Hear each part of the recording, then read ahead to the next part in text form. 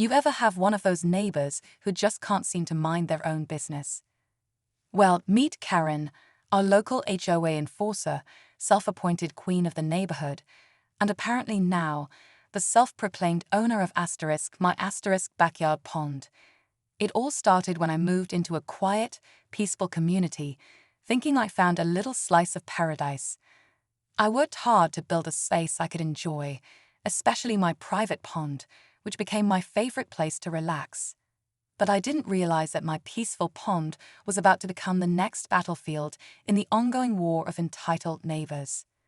Karen, being Karen, decided that my pond would make a great spot for her and her HOA buddies to hang out. Without asking, without warning, I came home one day to find lawn chairs, pool floaties, and a full-blown neighborhood party happening right on my property. That would have been bad enough, but it gets worse. When I asked them to leave, I was told was being unfriendly and uncooperative with the HOA's community spirit. That's when I decided it was time to let my secret weapons handle things. You see, I've got a couple of feathered friends who don't take kindly to trespassers, and they were more than ready to make a splash of their own. Now, before we get to the part where the geese earn their hero badges, let me back up a little and explain how we even got here. When I bought this property, one of the biggest selling points was the natural pond out back. It's not huge, but it's quiet, tucked away, and completely on my land. No shared access, no public path, just me, a few frogs, and two very protective geese named Tank and Nibbles. Yes, they have names, and yes, they've got attitude. Now, the HOA in this neighborhood has always been, let's just say, active. Monthly emails, random inspections, and a whole list of what you can't have in your yard. But I was playing by the rules, until Karen decided the pond was too beautiful not to share. I first caught her sneaking a quick dip a couple of weeks before the big invasion. I let it slide, thinking maybe she just got carried away. Big mistake. After that, she started hinting that natural water features should be community spaces, and that the HOA might consider making the pond available for approved recreation. I laughed it off, until the day I saw 4 strangers wading in, drinks in hand, and Karen waving at me from one of my lawn chairs like she owned the place. That's when things started spiraling. So there I am, standing at the edge of my own yard, trying to process the full HOA takeover happening right in front of me. Karen's got this smug little smirk, like she just brokered a neighborhood peace treaty by opening my pond to the public. A couple of the people in the water, who I'd never seen before, by the way, start waving and saying stuff like, "Love what you've done with the place," as if I'd invited them to some fancy backyard resort.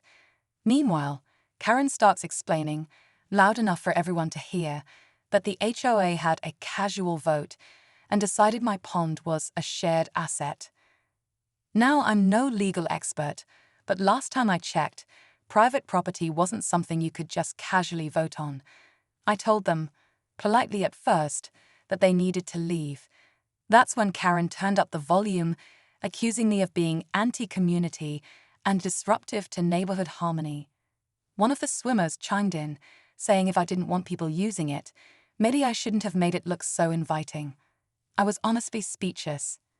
Later that day, I found a notice taped to my front door from the HOA requesting that I install pond safety signs and provide reasonable access for community use.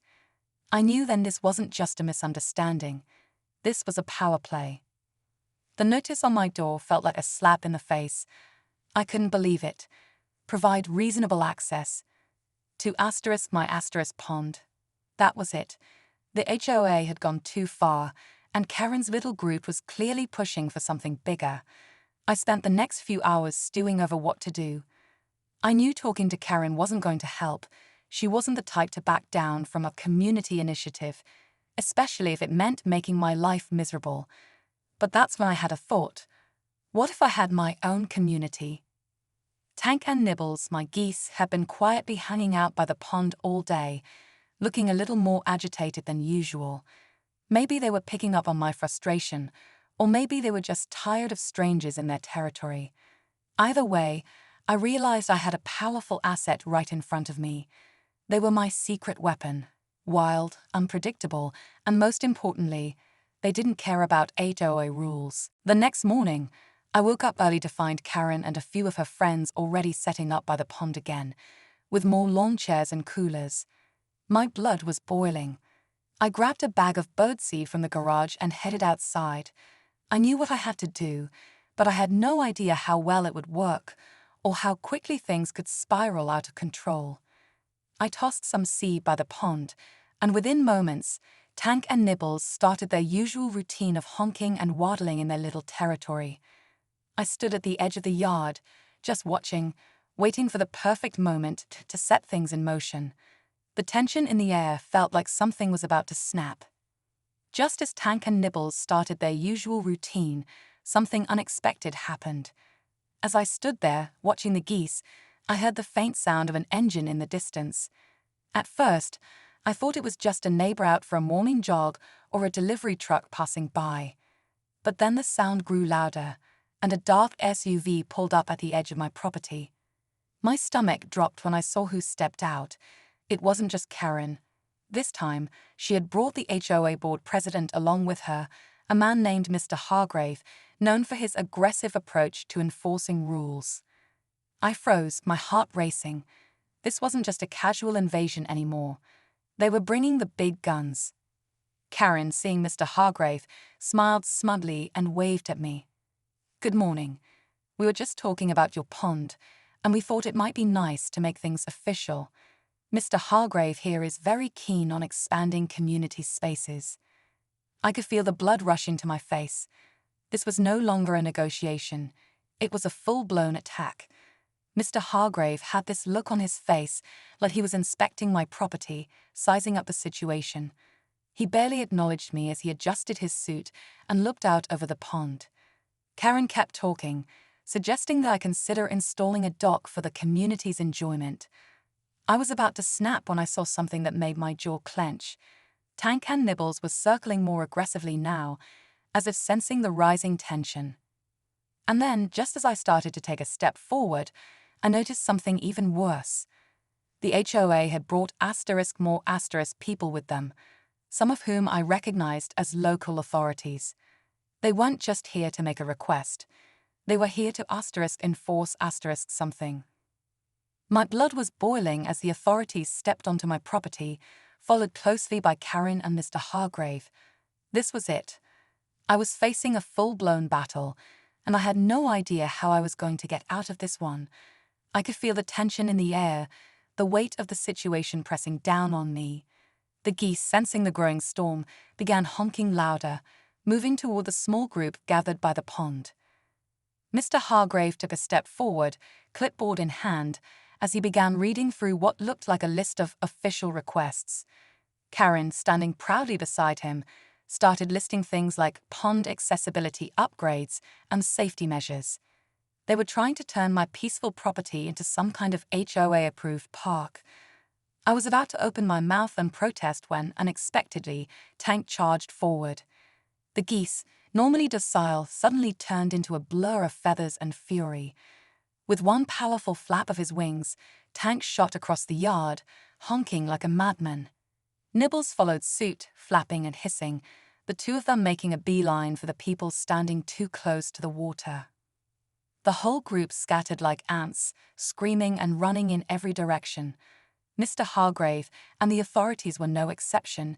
They bolted in a frenzy, tripping over each other in a chaotic mess. But just as I thought the crisis was over, a voice called from behind me. "Hey, what's going on here?" I turned to see a figure standing near my front porch, a lawyer, of all people. It was someone I'd met briefly at a neighborhood gathering a few months ago, and apparently they had been watching from across the street.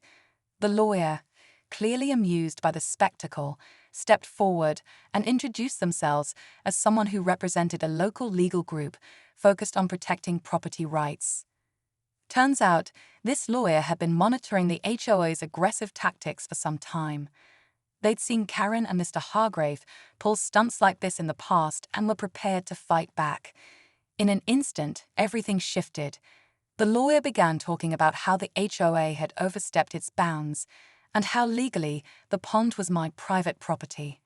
Within minutes, the authorities, now completely disoriented from the Geese attack, backed off, mumbling something about future considerations as they retreated. As the dust settled and the last of the HOA group scrambled back to their SUV, I stood there, still in shock.